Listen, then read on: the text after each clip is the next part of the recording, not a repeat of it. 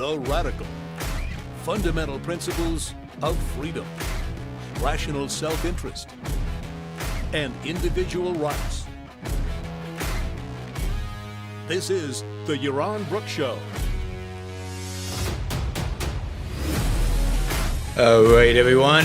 Welcome. Welcome to Yaron Brooks Show on this Sunday night, or at least it's night over here. I hope everybody's had a great weekend. Looking forward to a fantastic week to come. All right. Today we're going to talk about beef versus chicken. I know you guys are particularly enthusiastic and passionate about this question, but we're going to look at it not from a perspective of taste, not from the perspective of what you like eating, but from a moral perspective, at least from a moral perspective as the utilitarians or the effective altruists would like us to look at it. So a new view of the question, a new perspective on the question of beef versus chicken. I think this should be a lot of fun. It should be interesting, a little scary. You should be scared by the end of the show that these are real concerns and real issues. But there you go. A lot of this is going to be the exact opposite of kind of the Yaron rules for life that we've talked about in the past. But it's important that you know kind of what's going on in the world and what are kind of the leading ideas that dominate the world in which we live. All right, so we're gonna jump into that in a minute. This week, we're going to be doing a show on Tuesday and on Thursday. Don't have topics yet. Of course, I'm always open to sponsorships. I do have a sponsorship for a show on parenting, so I will be doing a show on parenting at some point in the next couple of weeks. I might try to get Gina Gorlin or somebody to join me for that show. I will let you know about that. But of course, if there's any particular topic you would like me to cover over the next couple of weeks, let me know. Once we get into July, I'm going to be traveling a lot, and we're going to have to see, how we can get, where I can broadcast from, where I can't broadcast from, and how many shows I'll be able to do. So July, August, those 6 weeks are going to be rough, just to give you a head start. But for the next 2 weeks until July 4th, we are good to go. At least 3 to 4 shows every week. We'll do it. Let's see. Remind everybody, I accept Super Chat questions. $20 or more questions get higher priority. Even more than $20 gets even more priority. So the higher the dollar, the higher the priority level. And even though Alejandrina is not here, and therefore you might not be quite as motivated to participate in the Super Chat, we've got a goal. The goal every show is to raise at least $400. And we started off with $20 question from Objectivist Fortune Teller.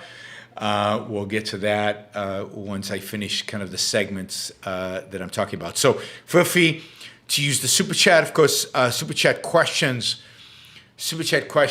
that involve the topic that we're talking about, altruism in particular, are going to get priority.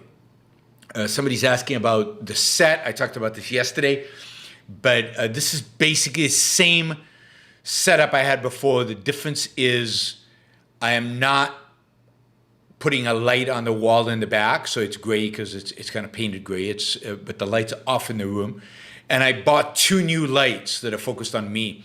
So a new look. I've invested in these lights. These are really cool lights. You get to control it all from the computer. The Wi-Fi lights. I can adjust to white color, yellow color. It's the temperature, but also the brightness. Right now, it's just 10% brightness, and you're getting this. So I think this looks great. So hopefully you do too. Also, we will ultimately there'll be bookcases in the back, so the look will be changed. But for now, this is the new look for the Yaron Brooks Show. I think it's an improvement. It was kind of those yellowy thing wasn't as good. All right. I like this gray, right? This is what I'm painting, basically painting the whole house with. A lot lighter than this. This is like what it looks like in the dark, but a lot lighter than this. But this is the new paint on our walls in the house. So I'm excited by the construction in the house getting finished.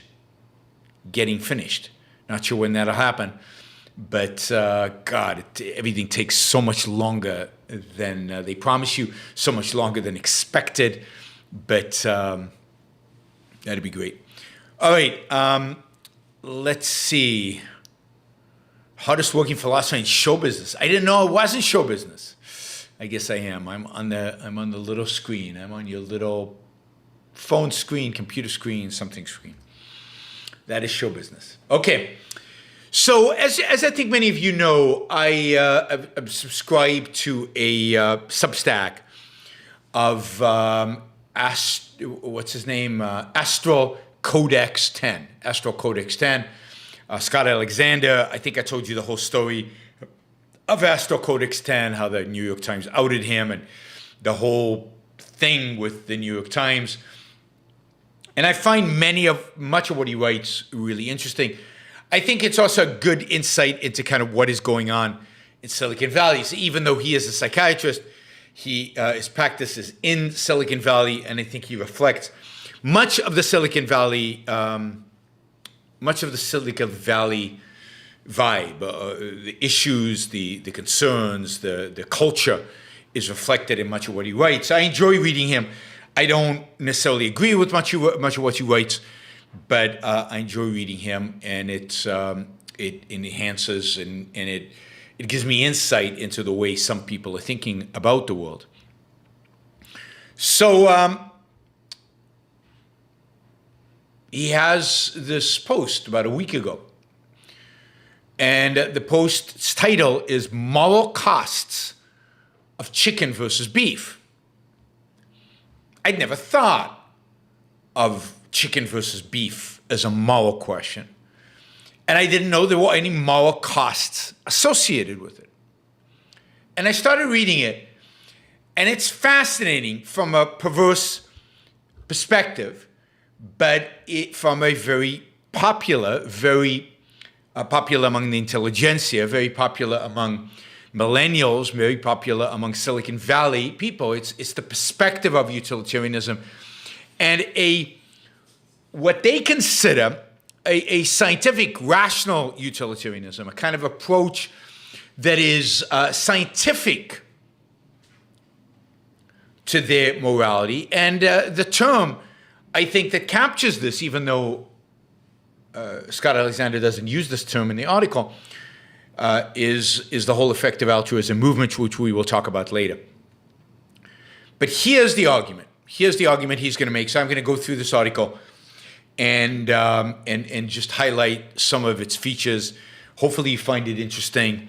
And then we'll broaden from the article to the idea of utilitarianism and to the idea, more importantly, of effective altruism, what effective altruism is. It's an entire movement. It's captured a lot of people in Silicon Valley. I guess its hub center is in Oxford University in England, although its spiritual father, if you will, is Peter Singer, the Princeton ethicist, the Princeton philosopher. So here's the argument. Right? If you're concerned about animal welfare, and of course, according to these people, you should be, and we'll talk about why you should be in a little while. But if you're an expert about animal welfare, should you eat beef or should you eat chicken? Now, here's the logic. The average cow is big and makes about 405,000 calories of beef. The average chicken is small and makes about 3,000 calories of chicken. You'll get more numbers today about chicken versus beef than you could have ever imagined and ever want to know. So if you eat the US average of 250,000 calories of meat per year, you either eat half a cow, which is truly amazing. If I think of all the steaks I eat and all the beef generally that I eat, and at the end of the day, I've only eaten in a whole year half a cow, just that was worth the article, just that knowledge. I only ate half a cow. It's half a cow. But if you eat, instead of cows, if you just eat chicken for the year, you eat 80 chickens. Again, that seems too little. I think I like ate a chicken today. Maybe I only eat half a chicken. So, in one alternative, if you eat beef, you eat half a cow. If you eat chickens, you eat 80 chickens. But this is the moral point now. If each animal raised in order to feed you suffers, then the chicken, right, eating chicken exposes 160 times more animals to suffering than eating beef. So if your goal in life is to minimize suffering in the world, and by the way, this is the altruist will tell you, the modern altruist, the kind of secular altruist, the scientific altruist, the Peter Singer altruist, will tell you the goal in life is to minimize suffering. Then suffering. And you shouldn't limit yourself to human beings. The goal should be to eliminate suffering on planet Earth. Plants, as far as we know, don't suffer. Animals do. So you do the calculation. And by switching to chicken, you cause, 1 of 160 less suffering in the world. Right. But there's a counter argument to this. What if a cow is more conscious than a chicken? Right? You could expect this because cows have a lot more neurons. They have a lot more, nerves. Cows have 6 times the cortical neurons as chickens. And most people think of them, just as 10 times more morally valuable. I don't know what that even means. Than chickens. So if we massively round up and think of a cow as morally equivalent to 20 chickens, then switching from an all-chicken diet to an all-beef diet saves 60 chicken equivalent per year. Right? Because now you're basically, every cow, so your half cow, is worth 10 chickens. So you're comparing 10 chickens to 80 chickens, not half a cow to 80 chickens. Right? So by going all beef, you save 60 chickens. Still, less suffering in the world. So the conclusion here is you should eat beef. You should eat beef. Because beef saves suffering in the universe. You should minimize your chicken intake. Now, but there's a problem now. Jesus, once you go down this rabbit hole, there are problems upon problems upon problems because you can't only consider short-term suffering. You have to now take into account global warming. Cows produce methane, which is a powerful greenhouse gas. Chickens don't. Now, how does this affect your calculation? So you've got, if you want to minimize suffering, you eat beef. But wait a minute. Beef also emits more methane, which increases global warming, which hurts the planet. So according to a study, chickens produce about 2 kilograms of CO2 equivalent per 1,000 calories of meat. And cows, about 10 kilograms. You can see the science here. Right? So to the average person who eats 250,000 calories of meat per year, the person who eats all beef is producing 2,500 kilograms of CO2 per year. the person who eats all chicken is producing 500 kilograms of CO2 per year. Well, Shazbat says the planet doesn't have any neurons. That's true. But all the beings that are getting hurt by, go along with me here, guys. You have to play along. This is, it's not the planet that's going to suffer. It's all the beings, including human beings, they're going to suffer and are going to be pained by global warming, right? So 2,500 kilograms of CO2 per year versus 500 kilograms of CO2 per year. Now, how much does this change things? Now, the average U.S. citizen produces 17.5 tons of CO2 per year. I think I do more than that. Well, no, because now I'm in Puerto Rico. I don't drive as much, but I fly a lot. And I fly business class, which supposedly consumes more CO2 than economy class. So I probably produce a lot more than 17.5 tons. But anyway, suppose that the average person was originally eating half beef, half chicken, in which case they would get 1,250 kilograms CO2 from beef plus 250 kilograms from chicken equals 1.4 tons from beef plus 0 point something, I don't know, tons from chicken, which leaves 15.8 tons coming from other things like cars and plane rides. So if this average person switched to eating only chicken, their yearly CO2 production would drop from 17.5 tons to 16.4. Wow, you'd save a whole ton. If they switched to eating only beef, their yearly CO2 production would rise from 17.5 to 18.6. Not good, guys. Killing the planet.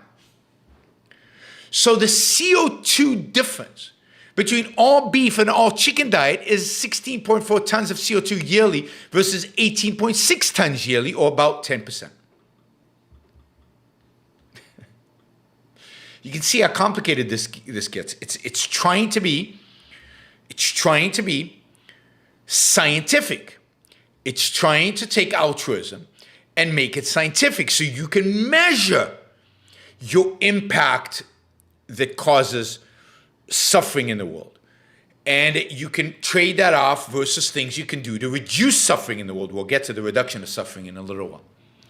So switching from okay, we talked about that. So you could reduce 10% of your carbon footprint by switching to all chickens. So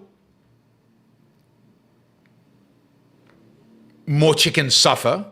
There's more suffering in the world, but there's also less CO2 consumption. So how do we weigh the CO2 consumption versus the chicken? Now, what's a CO2 worth? Right? What's the CO2 worth? So nobody can agree, surprisingly, on what it costs to offset a ton of carbon. One site said it's 10 cents per ton to $44.8 per ton. So from 10 cents to $44, that's a pretty big range. But let's settle, somebody settles on $3.3 per ton. Maybe it's between 4 and 13. I mean, different sources. Okay. Who knows, right? So can we offset the carbon cost of going from an all chicken diet to an all beef diet? Right? If you did that, it would cost you about $22 a year. So you could pay $22 to offset the cost, the increased CO2 that you're causing by eating beef. So this seems like a really cool solution.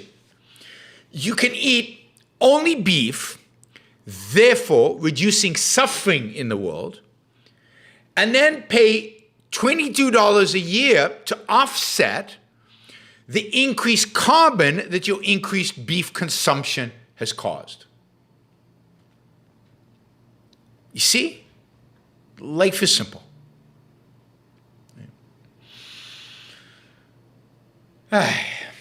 So you'd be saving 60 chickens, less suffering, offsetting your carbon footprint. This would be good, right?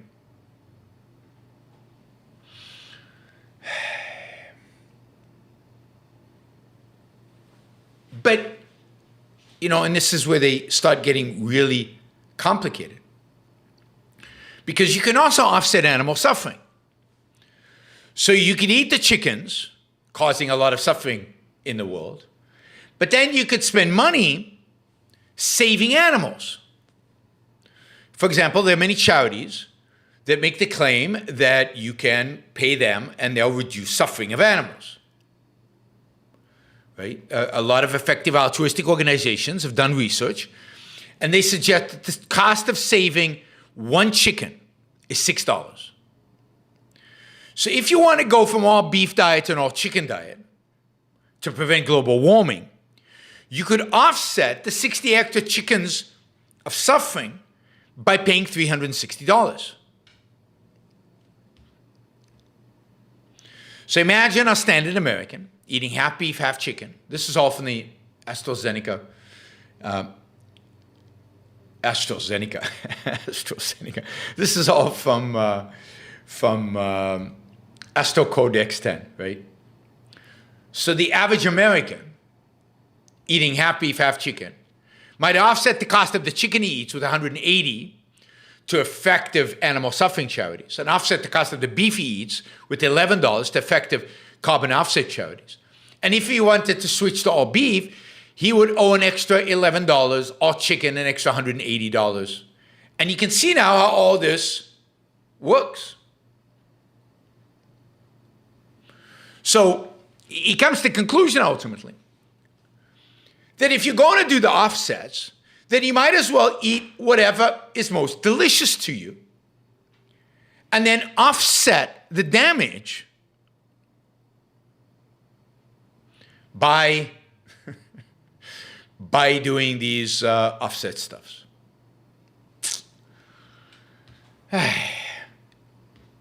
Anyway, you can see the brain damage that this stuff causes, all because of an assumption.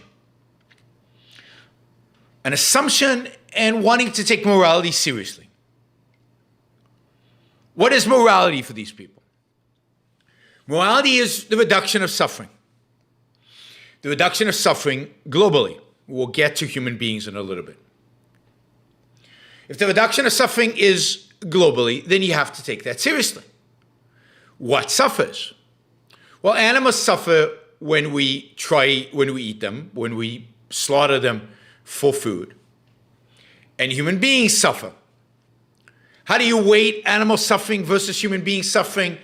I'm sure there are entire academic papers devoted to trying to figure that, not in scientific journals, but probably in philosophy journals, trying to figure that out. And then trying to tell you how much of your money should be dedicated to helping human beings versus how many of your money should be dedicated to helping animals versus how much of your money should be dedicated to stopping global warming versus how much of your money should be dedicated to stopping other forms of catastrophe, global catastrophe.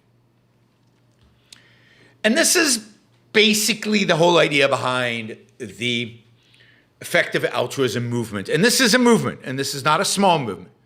And this is a very influential movement. A movement, as I said, that was inspired by Peter Singer. Peter Singer's, wrote a book. What was the book? No, it was a 1972 article. Sorry. Very influential. That basically takes altruism seriously and tries to show people that even though they give to charity, even though they pay their taxes, even though they volunteer maybe at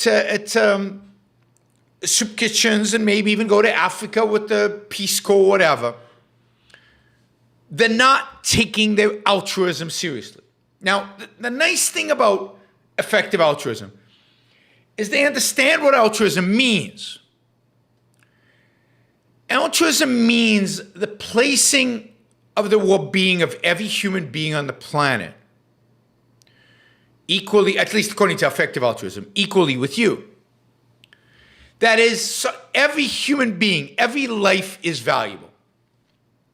For effective altruism, every life is equally valuable, including your own. So what you cannot do, and this goes back to altruism, what you cannot do is weight your life as more important than other people's lives. This is Kant, this is also Christianity, and they're very much inspired by Christianity. Life is valuable. And maybe animal life is less valuable, but animal life, therefore animal suffering, is still important. And you must weight it. Let's say a cow is half a human being or a quarter of a human being. It needs to be weighted as well. And your purpose in life, and here they take from the utilitarians, the utilitarian altruists, who are trying to figure out, okay, I know I should sacrifice. I know I should help others. I know my life should be focused on helping others, but how do I decide whom to help? How do I decide what causes to support? How do I decide how to help people? Well, the utilitarians tell you the way to do it is by maximizing effectiveness. But how do I measure it? And how do I determine which life is worth more? So the effective altruists say, we're going to use science to determine these things. But let's start with the idea that human beings are all worth the same. Your child is worth the same, morally, as a stranger in Africa, as a kid in Africa. And you must, I mean, a lot of people think altruism is a myth, that nobody actually is altruistic, nobody acts altruistically, that altruism is not in the world. This is a great example of that it is. And effective altruism says we're going to use science, we're going to use math, we're going to use algorithms to figure out how you should be altruistic. That is how you can live, so you make enough money to live, but then how you can take everything above and beyond that and give it so it maximizes well-being or minimizes suffering in the world out there. And by minimizing suffering, we're maximizing well-being. Now, as I said, this was all inspired by a 1972 article by Peter Singer, which I've talked about in the past on a show. And here's the story that here's the argument Peter Singer makes in this article. You're walking, I guess it's a shallow pond. I thought it was a river. You're walking next to a shallow pond. You're wearing nice clothes. Maybe you're going to a job interview. Maybe you're going to work. But you're wearing a $500 suit, let's say. Nice shoes, nice clothes. And you notice a child droning in the pond. Now, saving the child is not a threat to your life because it's a shallow pond. But it would ruin your clothes. Beyond dry cleaning. I mean, you'd have to buy new shoes. There goes the, I don't know, $200 pair of shoes. Probably ruin part of the suit, if not the entire suit. There goes the $500. So in a sense, you are, I mean, it's not as silly as the trolley questions. I think this is better in terms of thinking it through, right? So are you, in a sense, everybody would agree that in this emergency situation, you would walk into the pond and save the child. I mean, even Ayn Rand would say, and she has a ethics of emergencies, this is an emergency. There's a child there. Your benevolence, your positive attitude towards human life and human beings, you're not risking your life. You're not risking any harm to yourself. There's some monetary damage. You're probably going to be willing, almost anybody is willing to suffer the monetary damage in order to save the child from the pond. And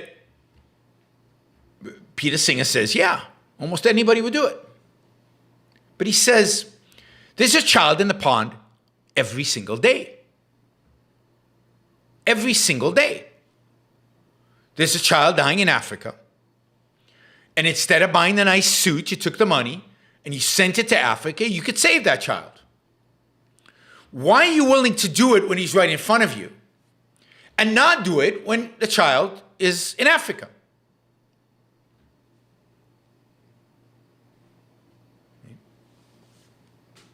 Why are you not willing to use the same money you would give up, in a sense, by saving the child right here, instead of save and give it to Africa to save the child over there? Indeed, one of the big things that effective altruism is against is local charity. They say $1 is far more effective in Africa than it is in the United States.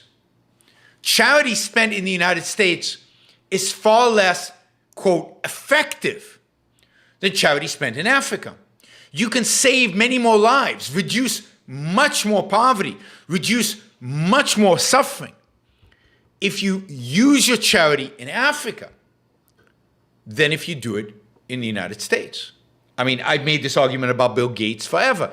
The reason he spends his charity, his poverty-reducing charity in Africa rather than in Seattle is for these reasons, for these effective altruism reasons. He's affected by the effective altruism argument.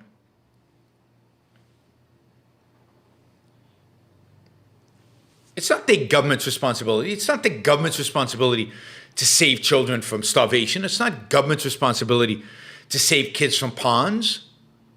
It's your moral responsibility, the altruist would say. Moral obligation. So Peter Singer says, if you value children, if you claim you value children, then you should be sending your money to Africa. Now, what would an objectivist say to that? Because we would agree that we would probably go into the pond and save the child. Right?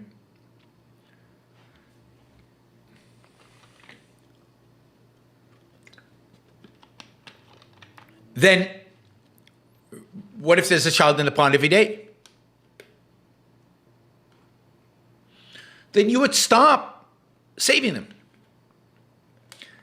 If the norm is children dying, drowning in ponds, then you're not going to keep giving up $500 to you. I mean, somebody should look into why children are drowning in the ponds. What's the cause of that? What's causing famines? What's causing starvation? What's causing death in Africa? But your moral obligation is not to save every child every day in a pond who's drowning, even if on one occasion you would do it.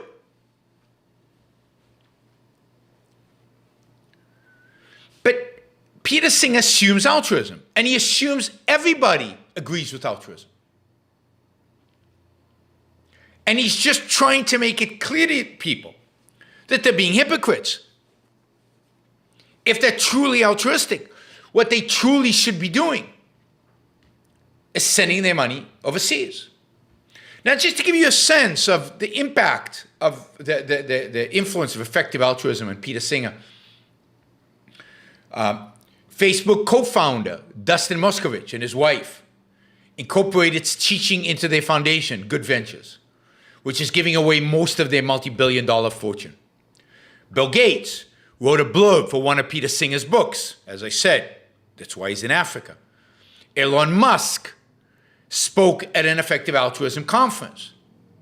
Vox, the news site, has an effective altruism section.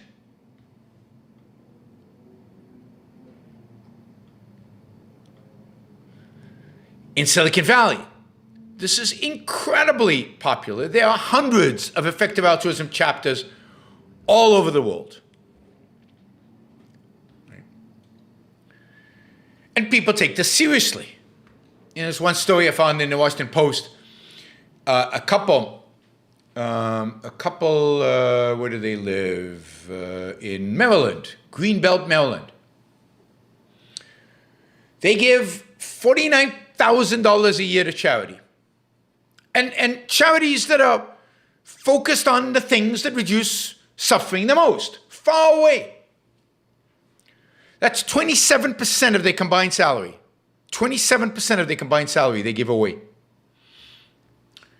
Now, the husband is an engineer at NASA, at the Goddard Space Flight Center, right?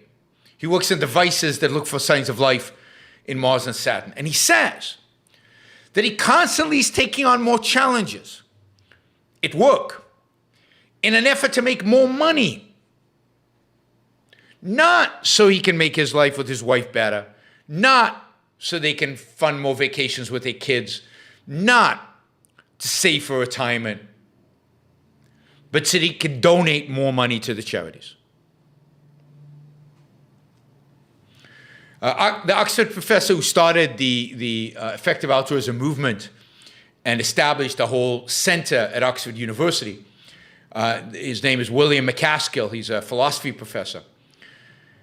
He says, if you're a one-person U.S. household earning more than $58,000, you're in the top 1% in the world. You're super rich. And the fact is that a dollar means far more to the less fortunate than to you. Therefore, you should be donating a large percentage of your income, because that's what altruism demands. And effective altruism figures out which charities are going to effectively use your dollar the best, which causes are going to maximize reduction of suffering.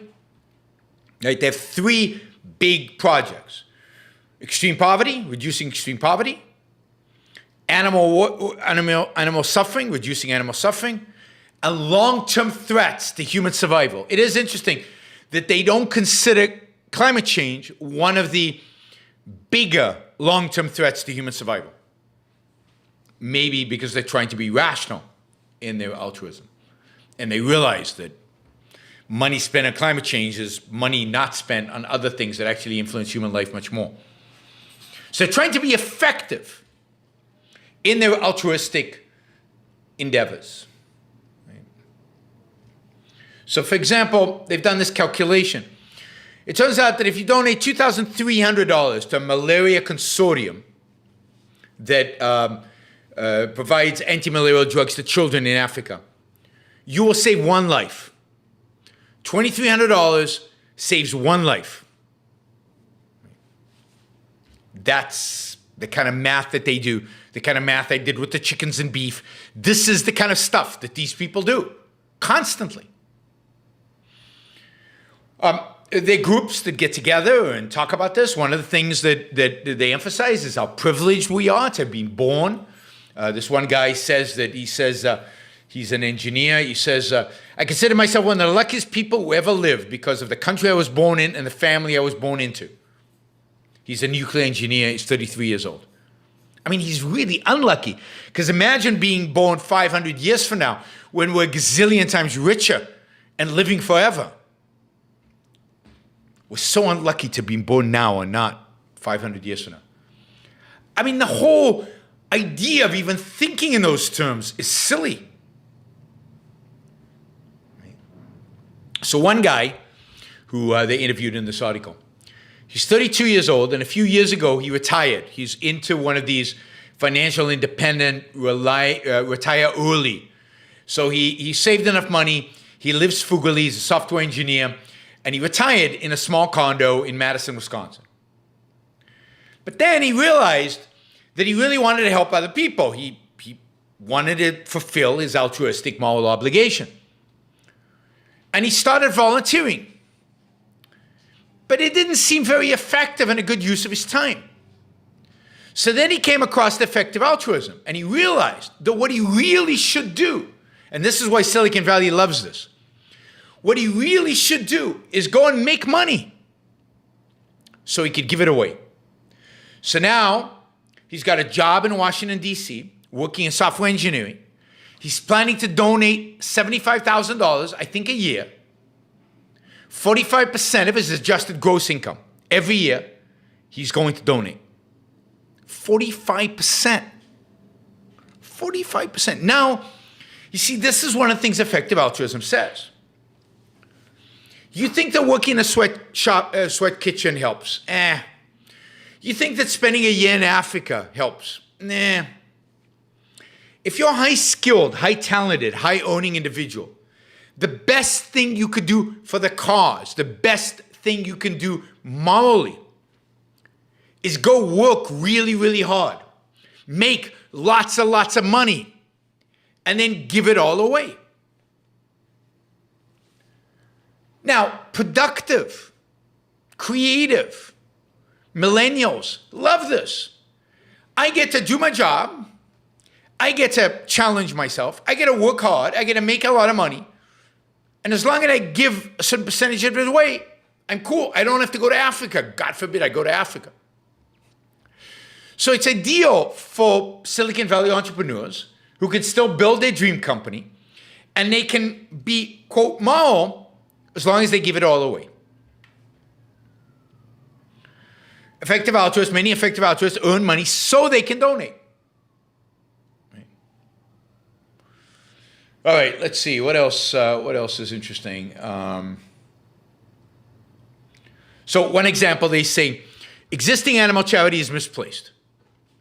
For every one animal in an animal shelter, a lot of donations go to animal shelters, right? To go to shelters. But for every one animal that's euthanized in a shelter in the United States, approximately 6,428 farmed land animals are slaughtered for meat.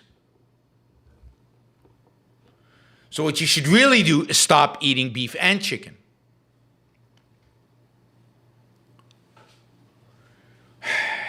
Also, we should care about people in the future. Many more people are going to live in the future than live today. Therefore, we should be willing to sacrifice today for the future. The biggest risk, according to some in the effective altruism movement, the biggest risk to humanity in the future is not climate change. The chances of climate change being catastrophic, according to, this senior research fellow in philosophy at Oxford, is 1 in 1,000. But the chances that artificial intelligence, we are told, will destroy humanity is 1 in 10. So you should fight artificial intelligence, I guess.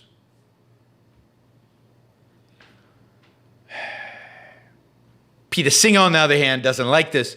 He says, we can only control what we have today. Forget about tomorrow. Let's just alleviate poverty today. They're very critical of standard philanthropy, for example. Think you're a good person for donating a few $1,000s to a wealthy university or art museum? Maybe. But that means one life in Africa that won't be saved. One? Oh, a few thousand, 2,300, right? Someone who donates $40,000 to train a guide dog for a blind person. You think that's generous? Sure. But as Peter Singer notes, for that amount, you could help several hundred blind people in a developed country get the surgery that could make them see.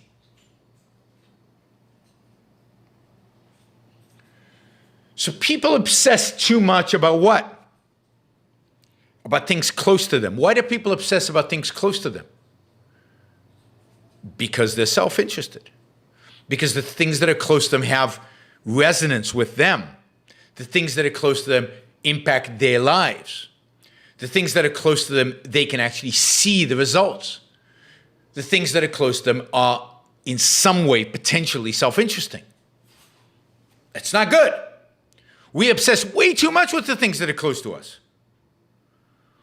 For example, Peter Singer was very critical of people who spend extra money ordering food during COVID from local restaurants, hoping to help local businesses. Instead, you could have sent that money to Africa and saved kids from dying of malaria.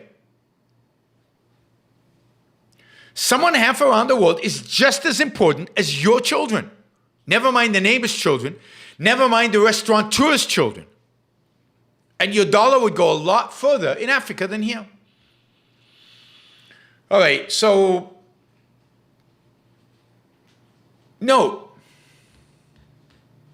these people take altruism seriously. They take morality seriously. They take the idea that your life is more important to you than anybody else is wrong and evil.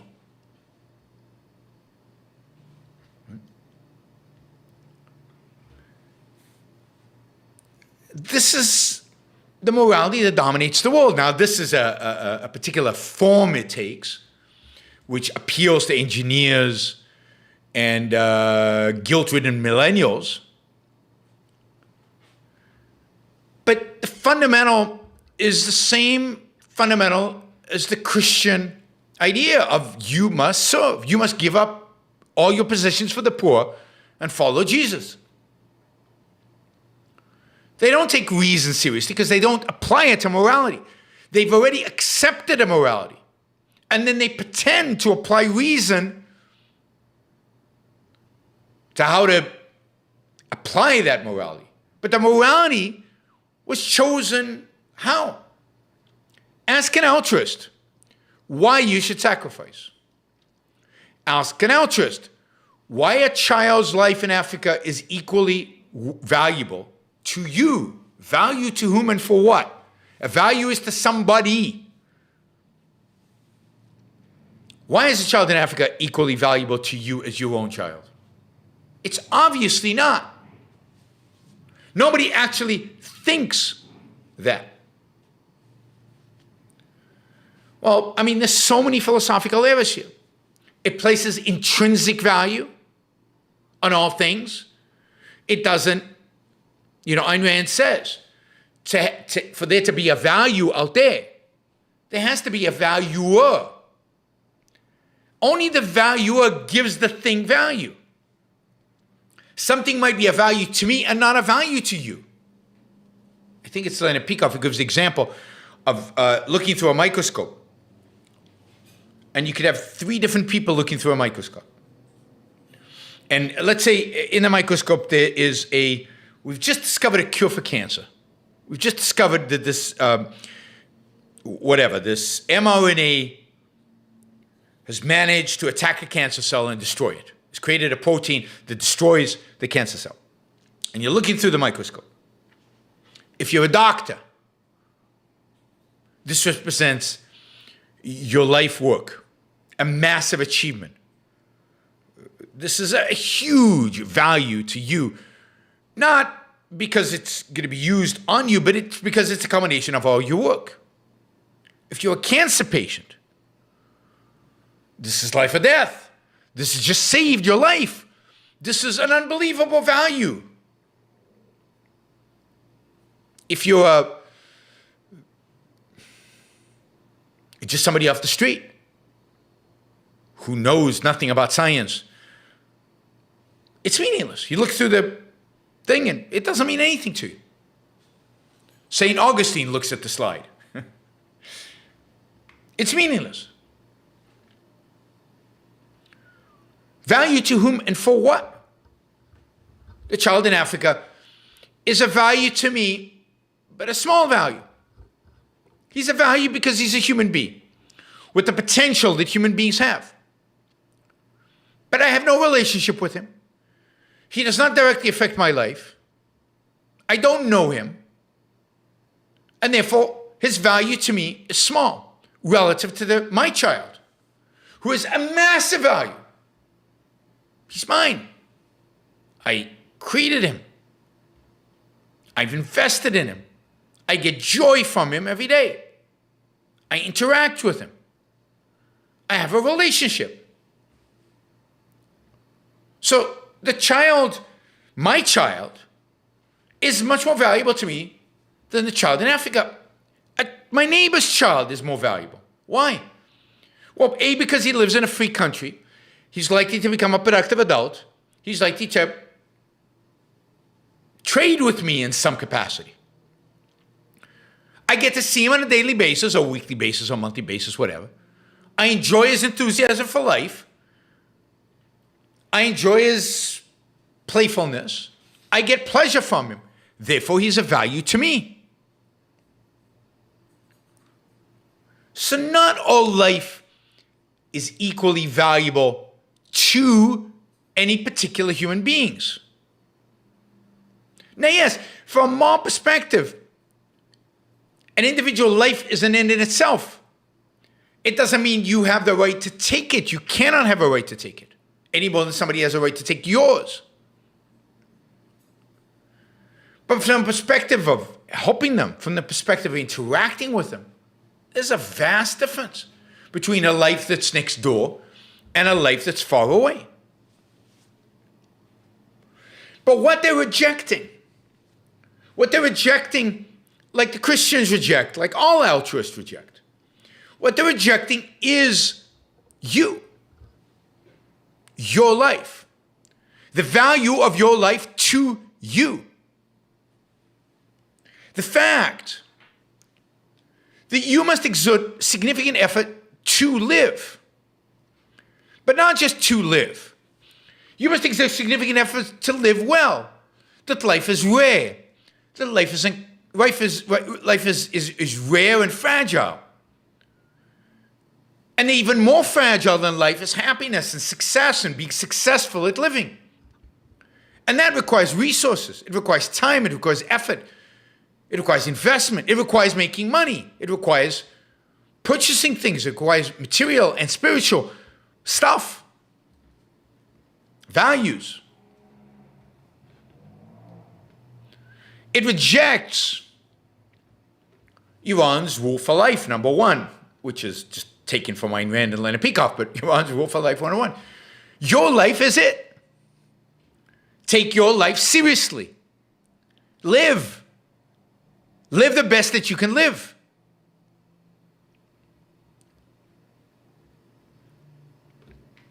Your moral responsibility is to you, to your life, to your happiness, to your flourishing, to your success as a human being, as a conceptual being. Live the best life that you can as a thinking being. Helping other people is not that important to living that successful life. Helping other people outside of the career you've chosen, obviously a doctor helps other people. A software engineer helps other people. And of course, what they ignore is, on a massive scale, the social, political, economic question of why is Africa poor? Why do they need help? How do we save all the children in Africa for once and for all? And the answer to that is capitalism. The answer to that is more self-interest. The answer to that is more people pursuing their values for themselves, creating more wealth. The answer to that is freedom. The answer to that is Africans embracing the value of individualism, embracing the morality of egoism, and embracing the political system of individual rights, capitalism. I mean, if you really want to be effective in helping human beings live the best life that you can live,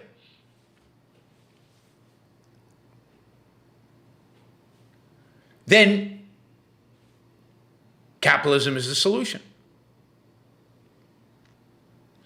Apollo Zeus asks, if you're being scientific about the investigation, right? Apollo Zeus asks, just checking in, what did I miss? So chicken or beef? No shortcuts, Apollo. You're going to have to go back and listen from the beginning because it's not a simple answer. It depends. How many offsets you buy? Depends on your standard of value. It depends what? Well, no, chicken's not the answer. If you want to minimize suffering, you have to eat beef.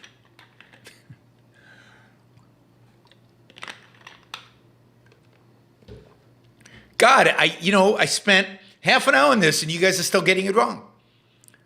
See, this is hard.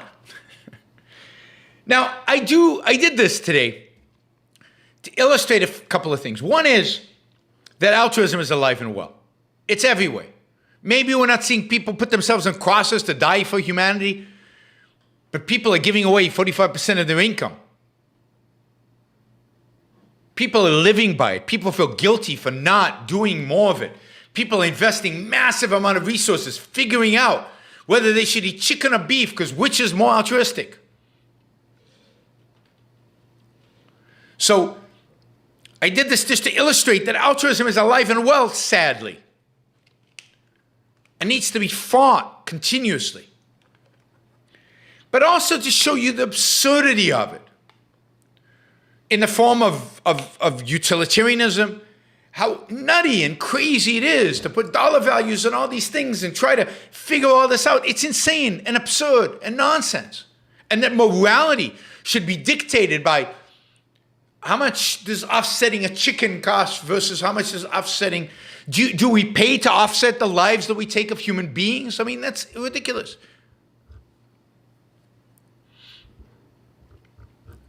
But yeah, utilitarianism would argue that we should. Right? Human life is worth X. If to save one life, we have to kill 3. Maybe not, but if to save 10 lives, to kill 3, maybe yes. That's utilitarianism.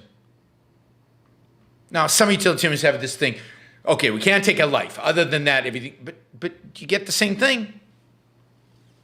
So it's a ridiculous, if you read that article by Scott Alexander, and I think he wrote it seriously, but if you read stuff like that and take it seriously, there's something wrong. I mean, the whole orientation of morality should be about how to live, not how to die, not how to allocate your resources, not how to give stuff, not how to sacrifice. It should be on how to live. What are the things I should do to make my life better? Not what are the things I should do to reduce suffering in the world. And then run the calculations through a supercomputer to figure out what I should do. But yet, utilitarianism dominates the world today. Most free market economists, including people like von Mises, were utilitarians at the end of the day. Most Austrian economists are utilitarians. Most people today, in one form or another, are utilitarians.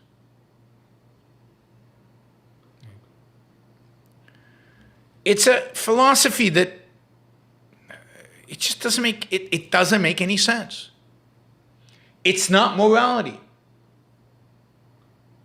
It's treat people as means, not to some end of what? And this is the thing about objectivism. This is the challenge about objectivism. We're asking people to upend their entire moral code. We're challenging the very premise of morality for everybody, other than maybe Aristotle. Rand is saying everything, basically everything you've thought about morality is wrong. Because you've turned morality upside down. Morality is not even about what you're talking about. Morality is about the values you choose to enhance your life, to guide your life, to make your life better, to survive, to thrive. And that the effective altruists or the normal altruists or the utilitarians or any of these other moral codes, they just miss, they don't get. And it's sad and it's a waste and it's a massive waste of resources. And the biggest resource that's wasted is the brain cells that have to go into these stupid calculations. All right. Let us turn now to Super Chat. Now, the Super Chat, I don't have the math, but let's see. We're way, way, way behind, right? You know, what do we got? I don't know, $50, $60, $80, something like that. You know, you're going to make me look bad. Alejandrina here, she raises $400, $500 like that.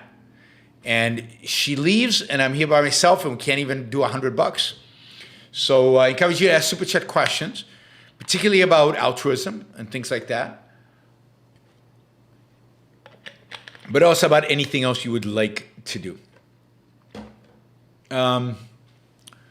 Let's see. Can trying to find humane farming methods without causing human suffering a valid goal? I mean, it depends what it cost is. So yeah, I mean, there's no reason to cause suffering for no reason. I mean, there's no reason to cause an animal to suffer I mean, it's cruel to cause it to suffer just for nothing. But how much are you willing to pay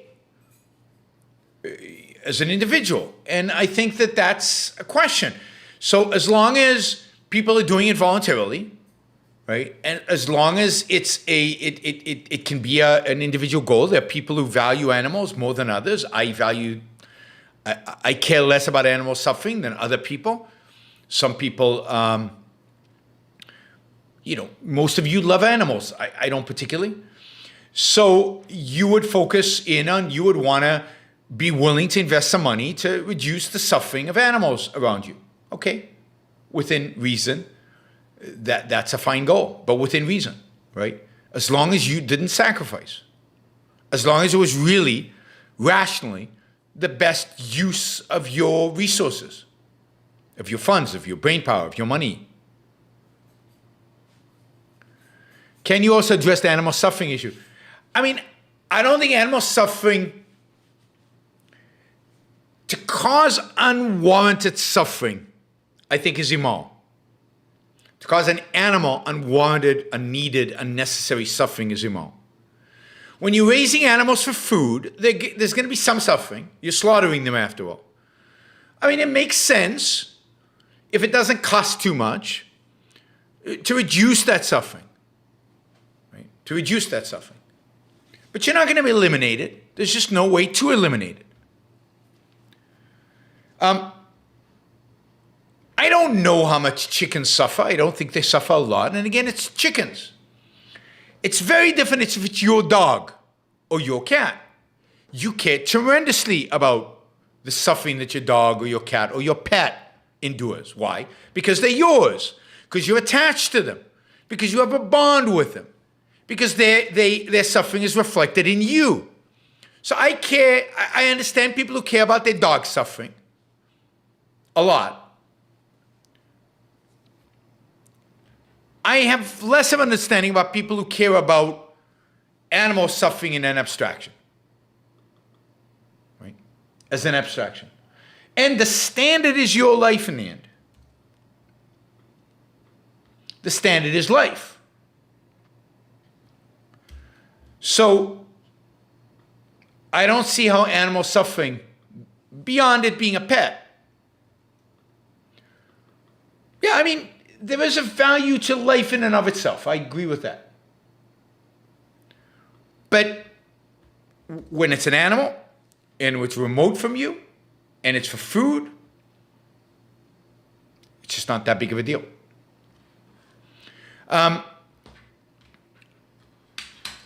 Was the other... I want to make another point. So yeah, it's closeness to you. It's value to you, which is the issue. And that's what the altruists reject. Who are you? You don't get to determine values. You don't get to determine what's good and what's wrong, what's not. The standard should be the opposite of anything that's you. Okay, let me just copy these over.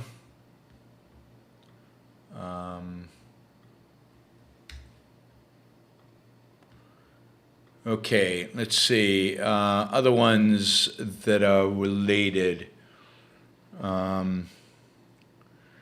I've been trying to formulate ways to convince people we need altruism out of politics, right? And that individual is free to be altruistic on their own. Uprooting the idea that altruism is a function of society is difficult. Any tips? Well, I don't think you can succeed. That is, I think you're approaching it wrongly. The approach needs to be that altruism is evil. Evil for the individual to do. That is, if you got altruism out of politics, it would still be evil for individuals to do it. Now, it would be good because they wouldn't be forcing you. In that sense, we'd be in a better position.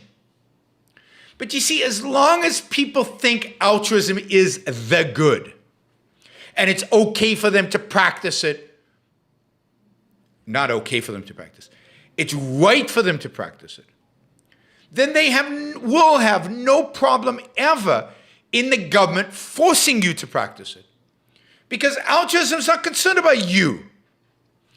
And if you are going to be better off by the government forcing you to be altruistic, then the government will force you to be altruistic, and that's fine. What you have to challenge is not the politics. It's the ethics. What you have to challenge is not whether the government does it or not, but whether anybody should do it.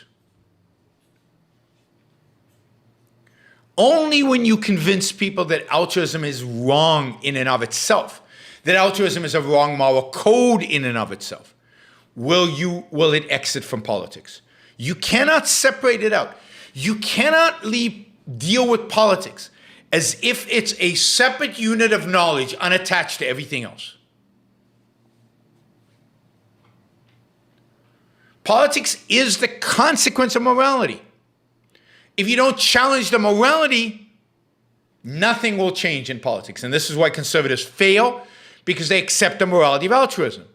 This is why nothing ever changes. This is why libertarians can't succeed, because they accept the morality of altruism.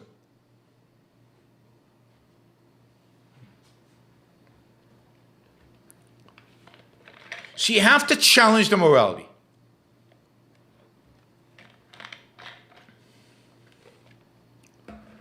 Okay. Why are people obsessed with vegetarian-fed chickens? As far as I know, they are supposed to eat worms and bugs, etc.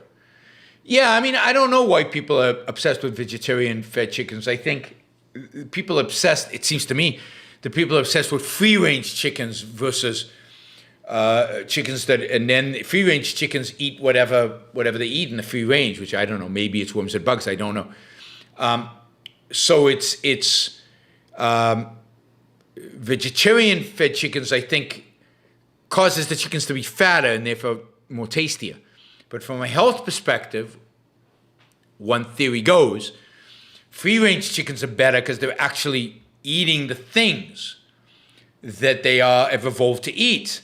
And therefore the fat that you eat ultimately is going to be healthier and better for you.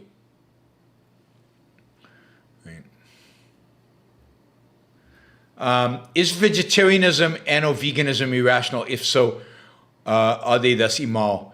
I mean, I think I don't think they make sense. I mean, you could make an argument that it's more healthy and therefore not immoral and not irrational. I haven't seen the proof of that. But I think to do it in order to not harm animals, yeah, that's irrational and therefore I would argue immoral. So, but if you're doing it out of a belief in a certain science, now I know people who just don't like eating meat because it's disgusting to them because it's an animal was killed, and the animal suffered. I can kind of get it, but so I won't say that in every case it's immoral, but I think because the hierarchy of values is screwed up, I think, and that might not be irrational. That might be just they haven't really focused on that area of their lives and that those values. So I don't want to declare them immoral or irrational necessarily. So they could have a mistake, but I don't think it's right. I don't think it's right. Let's see if there's any other ones on topic. We did that. Do you think it's altruism or is it self-interest that wealthy countries should prioritize donating COVID vaccines to poor countries? I mean, it's certainly, there is a self-interested angle to it, which is if we can get people in other countries vaccinated, it's less likely that new strains arise that are, they can override our vaccines. Although there's no proof that will happen or that has happened.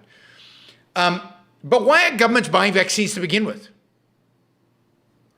If you want to donate vaccines to poor countries, then do it. But why are governments doing it? And what is the justification? It's basically all altruism.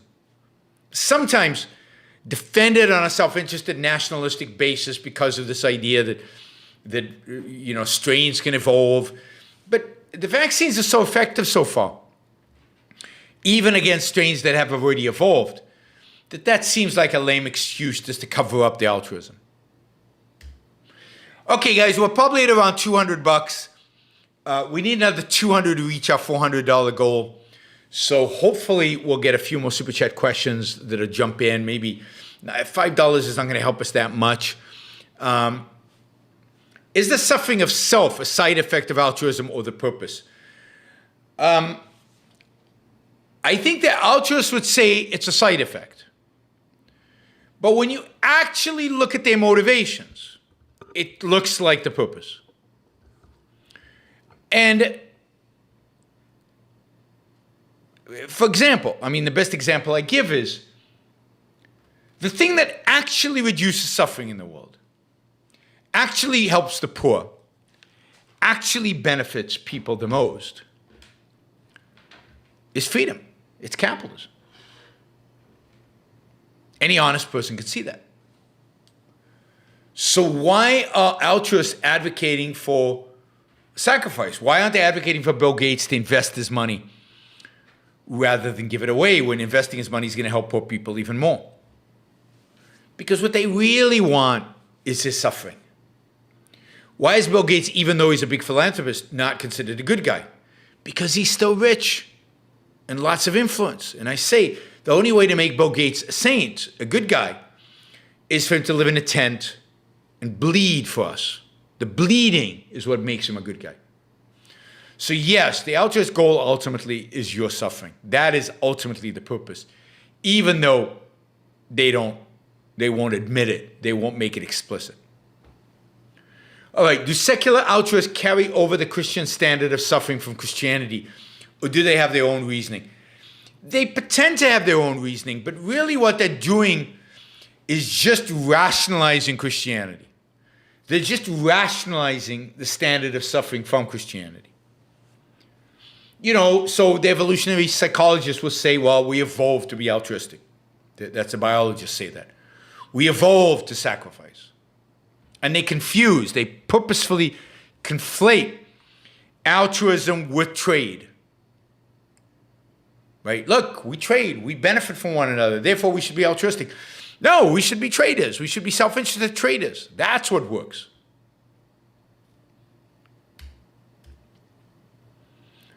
Let's see. Okay, somebody's supporting Ali's arepas. Work or starve won't be an acceptable political position for another 50 to 100 years. Yeah, probably. The fact is that freedom today, the way people think of it today, is freedom from constraints, including metaphysical ones, including the constraints of nature and the constraints of biology. They want to be able to do whatever the hell they feel like doing. They feel like doing. And we've raised a whole generation that places emotion above everything else, including above metaphysics, the metaphysical fact that you have to work or starve.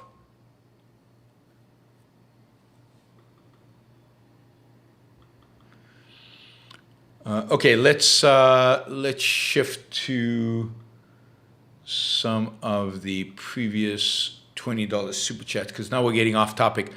Let me see. Frank just put in $50. Thank you, Frank. Do you think people are hiding themselves from the world when they advertise their altruism? Any thoughts? Hiding themselves from the world? I don't think they're hiding themselves from the world. I think in some sense they're hiding themselves from themselves. I think that the altruism is a attempt to convince themselves that they are moral. They're announcing it to the world as an attempt to commit themselves to being moral. It's also an attempt, the more vocal they are, the more it's an attempt to undermine their own values.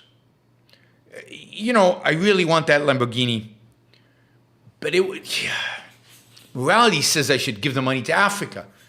So the way I can commit myself, the way I can force myself not to pursue the Ferrari is if I make a public commitment to give it to Africa. So they're looking for ways to be moral. They're looking for ways, and what this leads to is subversion of their own values.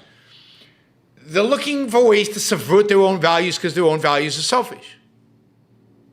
And they know that selfishness is not moral. So I think that's the way they're hiding themselves. They're hiding their values. But it's primarily from themselves. People talk about virtue signaling. Like people say these things because they're virtue signaling. But who they're signaling to? I think the primary signaling they're doing is to themselves. Yes, they're signaling to other people because they're second-handed. They want other people to think well of them. But they're also signaling to themselves. They want themselves to think good of themselves, right? They want to feel good about themselves, and to feel good about themselves, they have to declare their altruism to themselves. And the louder, the more committed it is.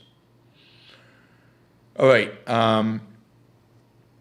Could effective altruism's math ever destroy itself by finding an algorithm that figures out self-interest results in higher quality of life? I mean, yes, but they'd reject it. They wouldn't accept the algorithm. They wouldn't accept the algorithm because they take as a given that you shouldn't be self-interested. That is the starting point. So if the result turned out to be, oh, but you should be self-interested, they would reject it. Some evolutionary psychologist guys come to the conclusion that the left really hate game theory, sexual politics. For example, repeated games predict self-interest, but important reports of repetition and honesty. Yeah, I think there is some of that evolutionary psychologists come to that conclusion. But they don't come to that conclusions and then say self-interest is moral. They say, well, self-interest has a role. Self-interest actually, we've evolved in a way that self-interest actually produces okay results. Good results for society, for the community, for other people. But that again is, they frame it in a way that the good is others. The good can never be you. And yeah, and of course they have to put all kinds of constraints like repetition and so on. But the fact is that game theory, we can see game theory at work. People, where the prisoner dilemmas in life. Are people really, because it's not repeatable, when people travel to foreign countries and meet people for the first time and only time in their life, they treat them like shit because, hey, I'm not going to repeat the game. Do we lie to people that we're never going to meet again? Is that good? Is that healthy? No, none of that is true. So, yeah, I mean, it's true that the more honest researchers discovered that self-interest is actually good for, quote, society, like Adam Smith believed. But that's not what it's good for. Self-interest is good because it's good for you. That's what it means. And what does self-interest mean? They also have a perverse view of self-interest as typically short-term, within the particular context of a game. No, self-interest, as we've talked about many, many times, as I've talked about in the Iran Rules series and more importantly in the Ayn Rand review of the virtues, self-interest is work. Self-interest requires effort, thinking. Right? Yeah, Frank says we have institutions of collaboration that beat the prisoner's dilemma. Yes, but we have all kinds of ways to beat the prisoner's dilemma. And the fact is the prisoner's dilemma only works in a closed system. We have an open, life is open. People talk to one another. We can escape prisoner's dilemmas in a variety of different ways, including by creating certain institutions that solve that problem. Bash Banningham, you should ask me a super chat question about that. And then I would tell you.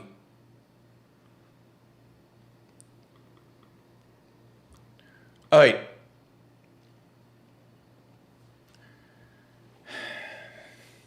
Yeah, I love Faulty Towers. Just because I love Faulty Towers. One of the funniest shows ever made. It's hysterical. Yeah, I love Faulty Towers. I haven't seen it in a long time. I should probably do a Faulty Tower weekend or something. My sports teacher will be replaced by a teacher who can provide better training programs. Is it immoral to abandon my teacher who will be setting up shop elsewhere? This also makes me question if loyalty is a virtue or vice. Well, loyalty to what? Loyalty, blind loyalty, loyalty to whoever your teacher happened to be is not a virtue. I mean, indeed, loyalty can be a vice. Loyalty to the Führer is a vice. Your loyalty fundamentally is to values. It's to your own life. Now, you're loyal to a friend because he's a friend, but that loyalty is conditional on him remaining your friend and him continuing to be a good person that has earned your loyalty. It's not blind. You're loyal to a teacher because you like a teacher. He's contributed a lot as long as he is benefiting you. But the value is what you get out of the teaching. And if somebody else does a better job, it would be immoral not to go to the better teacher, to learn more, because you'd be betraying yourself.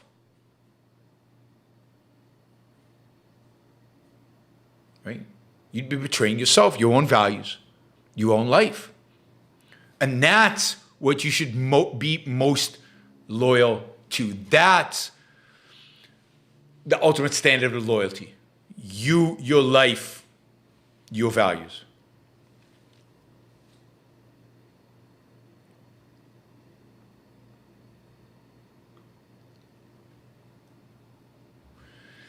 Off topic, any comments on the election in Israel? Netanyahu got voted out, replaced with right-wing nationalists. I did a whole show on this. Well, he didn't quite get replaced by right-wing nationalists. For 2 years, he got replaced by him. But I have expressed my happiness that Netanyahu is no longer prime minister of Israel. I don't think he was a good prime minister. I don't think it was good for Israel. I think he was a power-lusting politician who placed his power lust above all things, including the well-being of the country and the job that he was supposed to do. I don't think he's handled himself particularly well in any front. He has not liberalized the Israeli economy the way he should have, could have, and has promised on occasion to do. And he has not defeated Israel's enemies in the way he should have, could have, and has often promised to do. And indeed, the way he has actually written in the books that he's written, which are very good. So he is no longer prime minister. As prime minister, now we have Naftali Bennett, who is the head of a political party to the right of Netanyahu. Bennett has promised. Now he can't, because this is a national unity government. So it's a government that's comprised of this right-wing, somewhat nationalist group with socialists and even with Islamists. So he can't actually do anything. This is a government of impotence. This is a government that can't do anything. But that's not bad in politics sometimes. And the one virtue this government has, no religious ultra-Orthodox. So maybe this government can take away some of the benefits the ultra-Orthodox have, which would be nice. But Bennett has promised to significantly liberalize the Israeli economy. Bennett is supposedly pretty tough on foreign policy and on the Palestinians. So he could be good. I don't know that he will be, right? Promises are easy. Actions are hard. So we will see what he actually does. But I would say my main focus is on the fact that Netanyahu is no longer prime minister. I think that's healthy for Israel. It's healthy for Israeli politics. And maybe we can move on from Netanyahu and find some better political leaders. This coalition is a disaster. This coalition will get nothing done But again, maybe getting nothing done is sometimes the best option. Let's see. Is there any other genius that has blown you away as much as Ayn Rand? No, I mean, not really. I mean, there are a lot of geniuses who've blown me away. I don't know. I read a biography of Leonardo da Vinci. Wow. I mean, he blew me away. Aristotle, obviously, but I don't know as much about Aristotle. People like Isaac Newton, but no, I mean, Ayn Rand, both as a literary figure and as a philosopher, I don't know of anybody a match. I mean, Leonardo had such scope to what he did. It was amazing. So there'd be geniuses that are equal to Ayn Rand in terms of sheer, I think, brain power, if you will. Most of them in the sciences, and are very focused in the sciences. What makes her unique is the fact that she's in the philosophy and therefore can benefit all of us almost infinitely, because it's life shaping, and therefore what you do with your life. I mean, Einstein was a genius, but did he have an impact on my life? Not much. Will he have an impact on my life? On my children's life? Yeah, to the extent that the science is right and people do stuff with it, yeah. But Ayn Rand changed my life. It can change the whole world. It can change everything in a way that science can't. This is why philosophy is so fundamental, essential. Newton was a genius, but again, narrowly, in physics.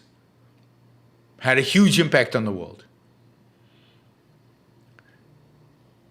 Leonard Peikoff is obviously brilliant, maybe a genius, but not on the scale of Ayn Rand. I think he'd be the first to admit that. He's on the scale of a student of Ayn Rand, the best teacher of Ayn Rand, the best, if you will, even developer of her ideas. But could he have originated her ideas? I don't think so. All right, I can't find a whole show, but a guest who is an expert in psychoepistemology would be content I don't think your show has covered before. Emotions are fascinating. Yes, good idea. I will do that. Do you no longer have any communication with Dave Rubin? Yeah, we communicate once in a while. We'll chat once in a while. Not extensively. But we're not speaking. You say you should never dwell in regret, but what if you did something really horrible to someone, even if it was many years ago? How do you move on from that? Well, you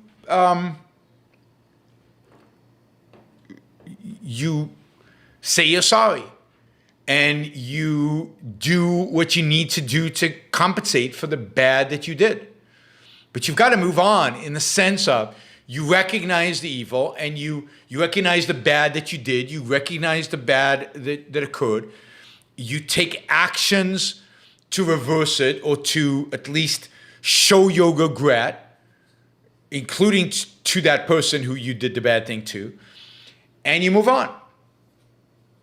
Right? But if you just know it in your head and regret it in your head, and don't translate that into an act of justice, into an act of, what's the word I'm looking for, where not retribution. Anyway, where you basically do what you can to reverse the damage that you caused. Let's say you stole some money. Well, you should make amends. You go to the person, you say, 10 years ago I stole some money from you. It's been eating at me. Here's 10 times the amount I stole from you. I really am sorry. It was contrition. You have to show contrition. And you have to show amends. Make amends. Right? You have to, restitution. Thank you, Frank. Restitution was the word I was looking for. You have to make restitution. But don't live in regret. If it's something you regret, act on it so that you can eliminate the regret, so you can fix it. Can you tell us about your next debate partner on Tuesday? I'm curious how they revived the Adam Smith. They didn't revive the Adam Smith, but they've got the founder, one of the co-founders, and a friend of mine, a friend of mine, and basically the CEO of the Adam Smith Institute, is going to debate me. So Eamon Butler, who actually wrote a book about Ayn Rand not that long ago, but who's been incredibly friendly towards me. We've been quite friendly over the years. He's going to be debating me. He's going to take the Adam Smith side. I will take the Ayn Rand side, obviously, and we will debate it.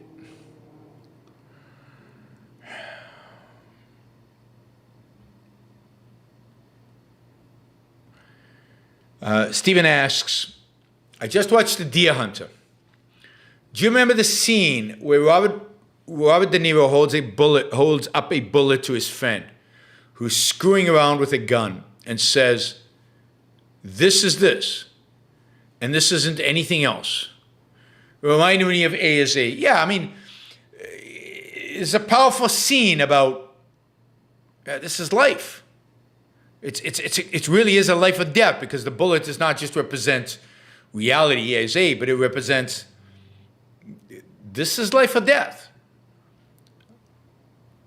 And it is life or death. There's no anything else. But yes, absolutely. It's a very powerful movie. It's an annoying movie in many respects.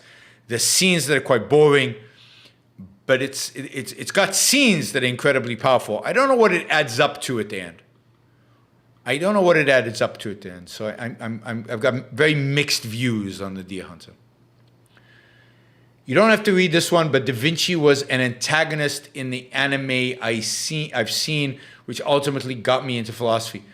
Interesting. Da Vinci is a fascinating character, way ahead of his time, a real genius who touched a lot of different areas of human endeavor. Right? Really interesting.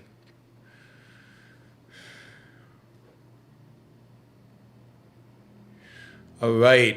I can't tell you how much we've done today, but, I don't know. Maybe we're at 250, 300. I don't think we made the 400 goal, but so be it. Alejandrina ultimately wasn't here to get you guys going and to get you guys contributing, but we've done really well the last few shows, so it's fine if we do a little below par today. All right, thanks everybody. Thanks for joining. I hope you enjoyed the show. If you did enjoy the show, please press the like button. If you're not a subscriber to the show, please subscribe. And press the bell, and that'll tell you when we go live. If you like today's show about effective altruism, then share it. There might be people out there who might find this interesting. One of the ways we get our ideas out there, share it. Also, those of you who like the more positive shows, please make sure to watch yesterday's show about Yaron's Rules for Life, Part 4, which was about fear. I'm curious about your feedback. Are these shows you really enjoy? Are the shows really valuable? They get a lot less views. So feedback is helpful, because I don't get as many views, right? So if the views are the standards, I should not do as many of those. But if you guys really, really like them, and I know I have now funders for them, so I have people who are willing to put a lot of money to do those shows. So anyway, input on those shows would be valuable. We'll do a Yaron Rules for Life 5 later in the month. Write comments, share, and of course, most importantly, in terms of supporting the show, if you could support it monthly, that helps a lot, particularly if you can do it for a substantial amount. YaronBrookShow.com/support, Patreon, or Subscribe Star. If you do $500 a month, you get a half an hour with me one-on-one every month. At $250, you get one-on-one with me every quarter. For $100 a month, you get to participate in the video Q&A once a month with a small number of people, and you get to ask a lot of questions. Anyway, I hope you'll consider supporting. I hope those of you support will consider increasing their monthly contributions. That would be terrific. And, enjoy the rest of your Sunday. And I hope you have a great work week. And I will see you on Tuesday. I'll try to line up the topics for the shows for the rest of the week and post them like I did this week if I can. But there will be a show Tuesday, Thursday, Saturday, and Sunday, I think. Bye, everybody.